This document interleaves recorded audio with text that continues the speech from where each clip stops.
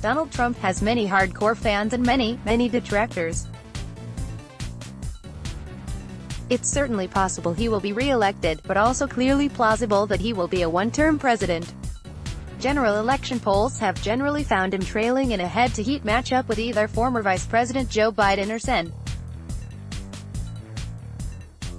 Bernie Sanders, and roughly even with Mayor Pete Buttigieg, Mayor Michael Bloomberg and Sen. Elizabeth Warren.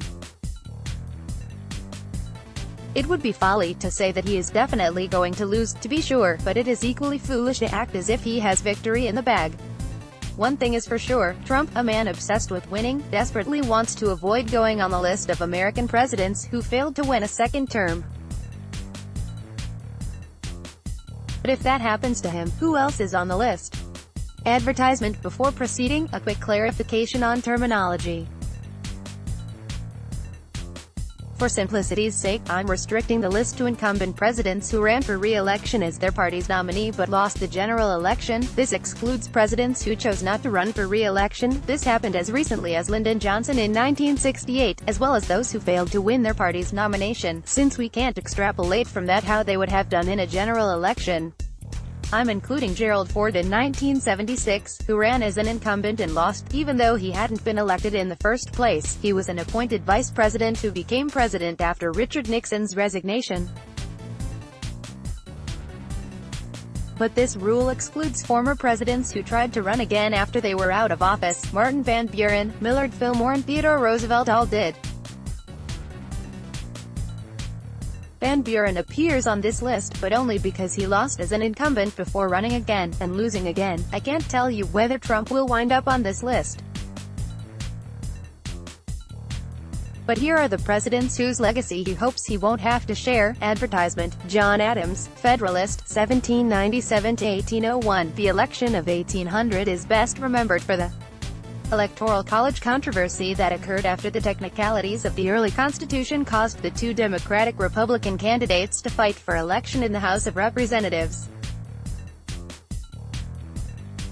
That constitutional flaw was later fixed by the 12th Amendment, which requires each elector to cast one vote for president and one vote for vice president.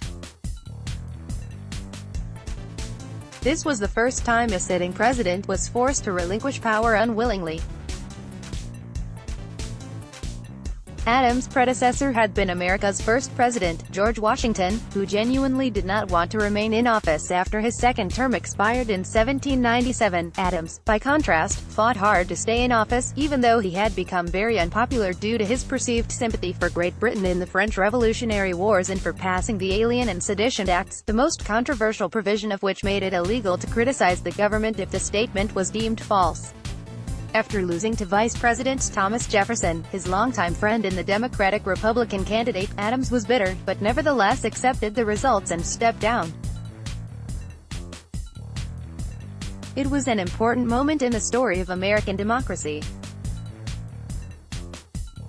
As such, Adams can be safely regarded as America's noblest and most important one-term president, and an example for Trump to follow, given concerns that he may try to stay in power if he loses in 2020.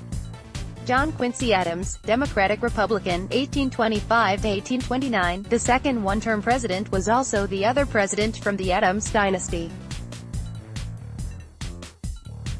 In 1824, the younger Adams had been elected to the presidency after no candidate won a majority in the Electoral College, throwing the election into the House of Representatives as a result. Because Adams had not won the most popular votes and, according to his critics, had struck a deal with Speaker of the House Henry Clay to get the presidency, his administration began under the taint of impropriety, deserved or otherwise. It did not help that Adams passed the so-called Tariff of Abominations in 1828, which helped the economy in Adams' native New England at the expense of states in the South and West. Advertisement. The parallels for Trump. Here are obvious. Like Adams, he took office under a cloud of perceived illegitimacy due to the widespread belief that he had colluded with Russia and the fact that he had lost the popular vote. If Trump's trade wars damaged the American economy, he could also find himself sharing something with Adams in that respect as well. Adams was ultimately defeated in 1828 by the popular vote winner from 1824, Gen. Andrew Jackson, Martin Van Buren, Democrat, 1837 to 1841. Two factors relegated Van Buren to the status of a one-term president. The Panic of 1837 had caused a major economic depression that did not lift until the mid-1840s. Van Buren spent most of his administration trying unsuccessfully to lift the economy, while an angry public began to perceive him as a would-be aristocrat whose urbane tastes made him out of touch with the American people. His description was genuinely inaccurate, but that didn't much matter when the opposition Whigs nominated Gen. William Henry Harrison, who was characterized as the log cabin and hard cider candidate.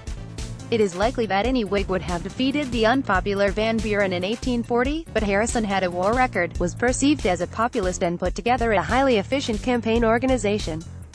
Advertisement: Grover Cleveland, Democrat, 1885 to 1889, 1893 to 1897. Is Cleveland a one-term president or not? He actually won the popular vote when he ran for re-election in 1888, but lost in the Electoral College to former Sen. Benjamin Harrison of Indiana, who won several large states by small margins. This may sound familiar, nevertheless, Cleveland deserves some of the blame. Despite being popular in his first term for his hardline stance against corruption and wasteful spending, Cleveland focused his re-election campaign on lowering tariffs, an issue that split both major parties down the middle and, from a strategic standpoint, created unnecessary controversy around his candidacy. Cleveland was able to redeem himself, however, by being elected to another term in 1892, and remains the only president to serve two non-consecutive terms. Benjamin Harrison, Republican, 1889 to 1893. By the time Harrison had to face Cleveland in a rematch, the incumbent president's electoral doom was pretty widely accepted.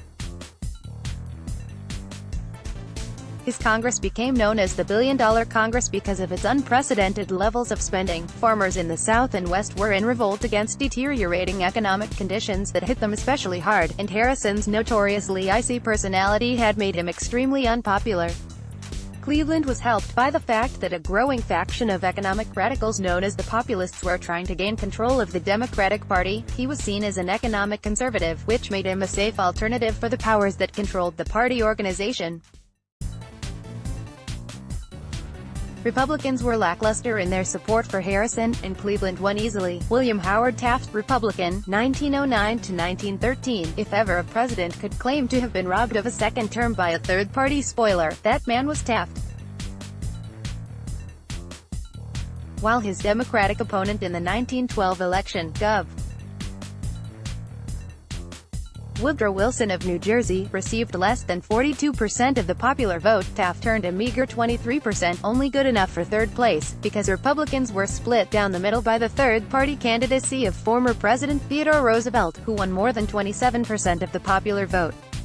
It is impossible to know whether all or even most of Roosevelt's voters would have gone to Taft had he not been in the race. Wilson was perceived as more progressive than Taft, and because Roosevelt ran as a progressive Republican, it is conceivable or even likely that many of the Roosevelt voters would have preferred Wilson. Nevertheless, the fact remains that Taft's historic defeat was primarily a function of his divided party. That's one problem Donald Trump clearly won't face. Advertisement: Herbert Hoover, Republican, 1929 to 1933. Hoover lost the election of 1932 for one reason: the Great Depression.